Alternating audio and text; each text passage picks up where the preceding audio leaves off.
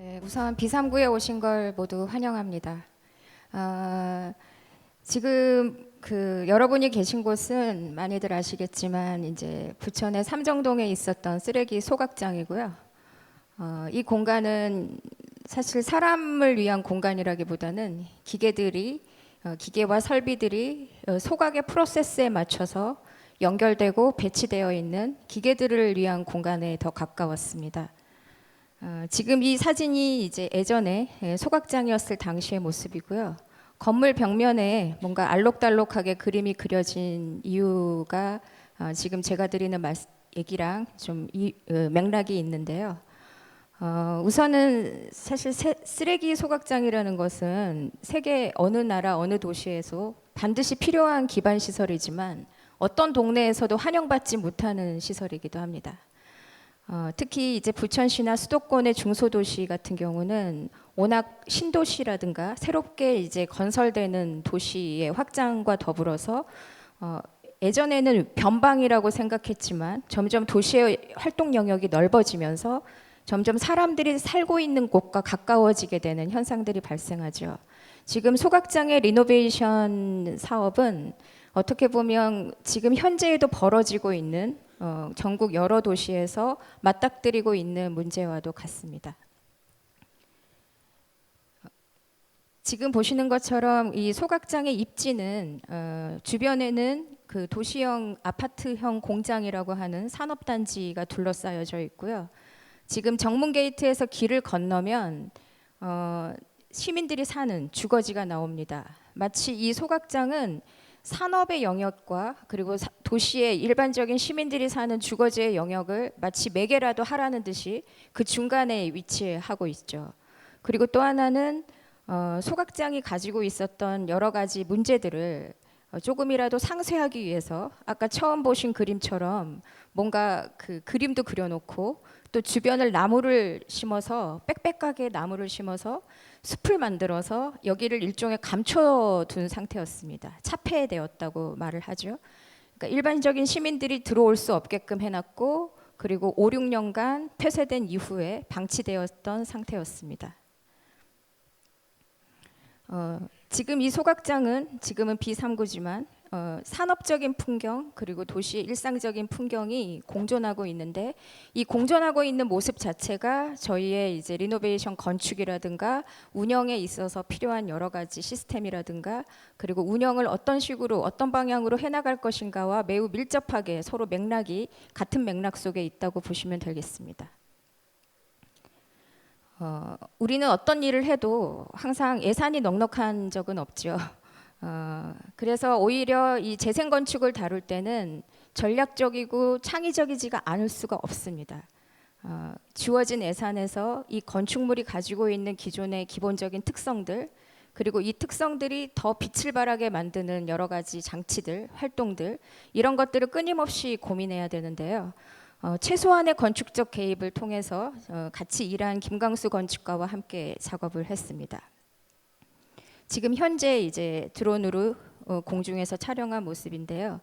이런 정문 게이트 역시도 많은 그 설득과 협의의 과정 속에서 탄생하게 되었습니다. 처음에 이 공간은 여러분이 이제 여기를 진입하실 때 들어오는 이 공간은 아주 불법 현수막이라든가 불법 주차의 온상지가 돼 있었습니다. 오랫동안 방치되어 있었기 때문이기도 하고 이 공간이 가지고 있는 여러 가지 감정이나 역사나 느낌들이 전혀 시민들하고는 동떨어진 아주 멀어져 버린 곳이었기 때문에 당연히 좀 더 좀 어둡고 우울한 현상들이 이 소각장의 그 정문 게이트에도 침범을 많이 한 상태였습니다. 저희가 이제 여기 이 소각장은 1995년에 가동을 시작해서 2010년에 완전히 폐쇄가 됐는데요. 15년간 운영을 했다고 볼 수 있는데 그 운영을 한 15년도 온전하게 운영을 했다고 볼 수가 없습니다. 이 공간은 전국적으로는 다이옥신 파동으로 아주 유명한 곳이고요. 다이옥신이 기준치의 뭐 100배 이상 많이 노출이 되면서 안 그래도 환영받지 못한 공간이 혐오 시설이라고 불리는 공간이 당연히 공공행정과 주민들 간의 강한 충돌을 갈등과 투쟁을 일으킬 수밖에 없었던 곳입니다. 그래서 이 인근에 살고 있는 분들은 그 당시에는 이제 좀 젊은 여성들이었지만 어느덧 이제는 손자 손녀를 둔 할머니가 되셨는데, 그분들이 자발적인 환경 캠페인과 더불어서 이 소각장이 이 도시와 또 인근 동네에 미치는 그 환경적인 오염을 어떻게든 이제 차단하고 싶어서, 끊고 싶어서 여러 가지 활동들을 많이 했고, 실제로 저희가 4년 전부터 이 프로젝트를 하면서 만나는 공무원이라든가 시민들 간에는 여러 가지 이 공간을 둘러싼 소문도 있고요. 사실이 아닌 소문도 있고요.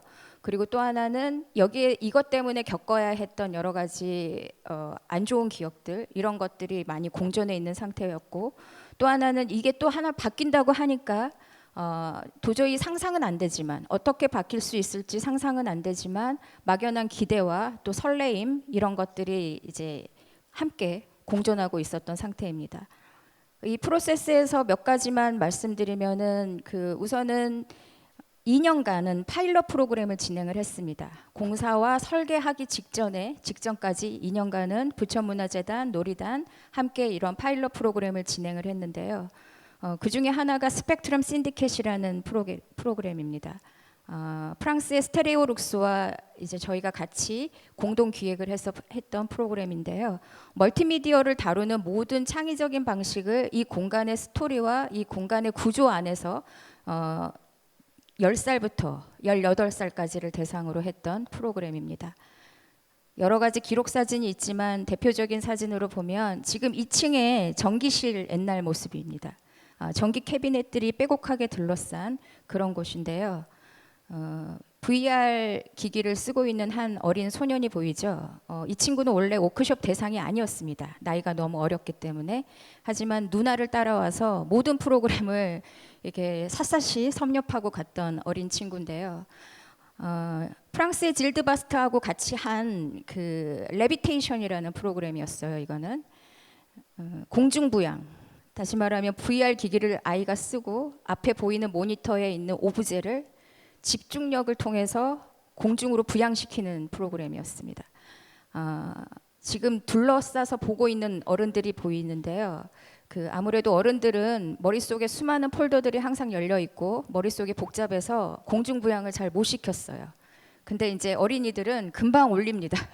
그래서 저렇게 주로 어린이들이 저 프로그램에 정말 여기가 공조시설 하나 없이 정말 요즘 얼마나 더워요. 폭염인데 그런데도 땀을 삐질삐질 흘리면서 기어코 공중부양을 시키고 이제 집으로 귀가하는 그런 아이들이 많이 생각이 납니다.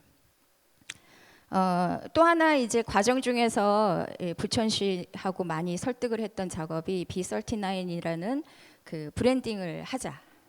한국은 아직까지도 공공건축이나 공공 프로젝트가 고유의 이름이라기보다는 어떤 행정 명칭을 따라가는 경우가 많이 있습니다. 예를 들면 무슨 센터, 이제 뭐 최근에는 나왔지만 무슨 플랫폼. 근데 그게 아니라 이 공간의 상징적인 것을 살리면서 또 사람들한테 직관적으로 인식시켜 줄 수 있는 그런 로고라든가 기본적인 디자인 시스템, 이것들을 만드는 과정이 작년에 있었어요. 그리고 보시는 대로 벙커는 3개의 B, 그리고 39는 여기 이제 벙커, 여기 문을 열면 벙커가 나오죠. 쓰레기를 들이붓던 이곳의 깊이, 높이를 말하고요. 마침 또 여기를 지나가는 국도가 39번 국도였어서 크게 고민할 이유가 없었던. 그리고 또 하나는 알파벳 B와 39는 누구나, 세계인 누구나 알 수 있는 거기 때문에 최대한 단순화시킨 브랜드 마크를 건축물 전면에서도 확인하실 수 있겠습니다. 저희가 2015년에 이 공간이 앞으로 새로운 역할과 쓰임을 할 때 어떤 미션을 가져야 되는지 약간 열거식으로, 또 서로 관계는 있지만 나열을 해본 건데요. 가장 중요한 거는 결국은 많은, 우리도 다 한국 사회에서 살아가니까 아시겠지만 저희가 항상 생각했을 때 한국은 분야와 영역 이런 것들이 상당히 분리되어 있습니다. 개별화되어 있고, 그리고 서로 다 공통적인 어떤 것들이 많이 있음에도 불구하고 어떤 영역이나 분야를 넘어간다는 거, 예술로 본다면 장르라고도 할 수 있겠지만 그거를 교차하고 넘어간다는 것이 매우 쉽지가 않는 그런 것들을 많이 겪고 있죠. 그래서 이제 저희는 그 문화예술 공간, 또 복합적인 문화예술 공간이라고 했을 때 여기에서 나오는 여러 가지 사람들의 활동들, 그리고 경제 쪽에서도 오고 문화 쪽에서도 오고 건축 쪽에서도 오고, 많은 사람들이 그 다양한 분야에서 오는 많은 사람들이 여기에서 자연스럽게 만날 수 있는 공간을 구상을 했습니다. 6월 1일 오픈을 하고 이미 그렇게 운영을 하고 있는데요.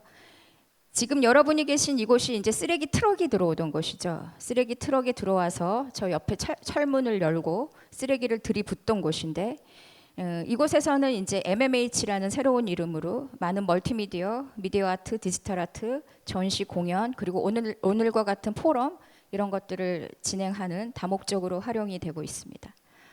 옆에 보시는 벙커는 이제 그 공간의 형태나 어디서 뭐 일부러 이렇게 지으려도 지을 수 없는 유니크함을 갖고 있기 때문에 이거에 맞는 또 다른 시도와 예술적인 시도를 계속할 예정이고요. 여기가 이제 나가시면 에어 갤러리라고 사이니지가 돼 있을 텐데, 여기가 가장 뜨거웠던 곳이죠. 여기가 쓰레기를 태우던 소각로가 있던 자리였습니다. 소각로의 내구 연한은 생각보다 길지 않아요. 15년 정도 되는 거고요.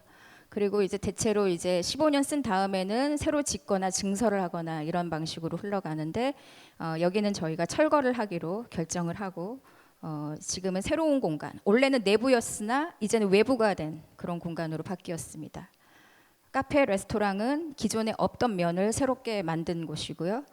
지금 2층의 중앙제어실이나 스튜디오들 모습들을 이제 개방된 곳은 얼마든지 들어가서 보실 수가 있는데, 여기는 이제 새로 만들어진 것하고 옛날 것이 계속 중첩돼서 나타나는 건축 설계를 갖고 있습니다.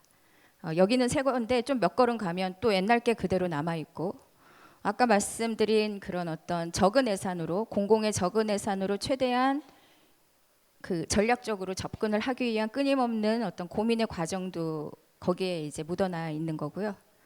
이 스튜디오로 변신한 곳들은 예전에 여기서 일하시던 분들의 그 숙직실, 근로자들의 숙직실, 그리고 작은 전자제품들을 모아두던 창고, 이런 것들이 이제 스튜디오로 변화를 했습니다. 지금 여기는 사실은 여러분이 지금 개방돼서 이렇게 같이 공유하고 있는 공간들은 새로운 공간이고 우리가 복합 문화 공간이라고 부르는 공간입니다. 하지만 여기는 예전의 모습이 같이 공존하는, 다시 말하면 문화 공간과 소각장이 동거를 하고 있는 상태예요. 2층부터 3층, 5층까지 여전히 그대로 남아 있는 모습이고요. 저희와 함께 건축 설계를 한 그 김광수 건축가는 이 작업을 할 때 디 아더스라는 영화를 많이 연상했다고 합니다. 좀 무서워요, 여기 사실은. 아주 무서웠습니다. 그리고 이제 지금 옆으로 이제 나가시면 그 아치형으로 천장을 보실 수가 있는데, 그게 이제 인간의 규모, 휴먼 스케일로 다시 만드는 천장이었습니다. 원래는 천장이랄 게 없었어요. 위를 올려다 보면 이제 낡은 파이프들로 다 얼기설기 얽혀진 그런 상태였습니다. 저희는 사실 이 그 노리단이라는 곳은 2004년에 호주에서, 이번에 사이먼 스페인도 오셨는데, 호주에서 산업자재와 철, 나무 이런 재료로 업사이클링 악기를 만들어서 공연하던 팀에서 출발을 했습니다. 지금은 어느덧 한 도시에 이제 방치된, 폐쇄된 어떤 공간을 재생을 하는 일까지 하게 됐는데, 저는 사실 이게 다 하나의 역사와 흐름, 맥락 속에서 펼쳐지고 있는 일이라고 생각을 하고 있어요. 지금 두 번째 것을 잠깐 말씀드리면, 우리가 대중성과 전문성이 어떻게 공존할 수 있는지, 여기서 대중이라는 것은 시민으로 바꾸셔도 되고 주민으로 바꾸셔도 되겠죠. 누구든 다 어디선가 살고 있기 때문에 이것들이 어떻게 커뮤니케이션하고 상호 영향을 줄 수 있을지, 이런 것들에 대한 끊임없는 고민이 함께 이 공간에서 펼쳐지는 거고요. 그리고 여전히 저희는 중요한 게 그 리노베이션, 리제너레이션, 다시 한번 세대가 도는 것이죠. 여기 공사와 관련해서는 70억 정도의 비용이 들었습니다. 예산이 지금까지는. 근데 그 돈을 여기에 투자를 하면서 누구를 위해서, 무엇을 위해서 이거를 하는지는 물론 모두를 위해서라고 말할 수도 있지만 그런 것들을 항상 생각을 해야 된다고 생각했어요. 그래서 비록 여기에 대한 추억이나 기억, 교훈이나 성찰 이런 것들이 아주 많이 여전히 남아있는 공간이지만 그것들을 세대를 넘어서서 어떤 세대가 그 이제 여기를 겪었던 세대들을 견인하고 이끌어갈 것인지 그런 것들은 매우 중요한 하도가 될 수 있다고 생각을 해요. 그래서 여전히 저희는 지금 현재 동시대 그리고 미래 세대한테 영감을 줄 수 있는 모든 일을 할 수 있는 그런 곳이 여기가 되기를 바라고 있습니다. 감사합니다.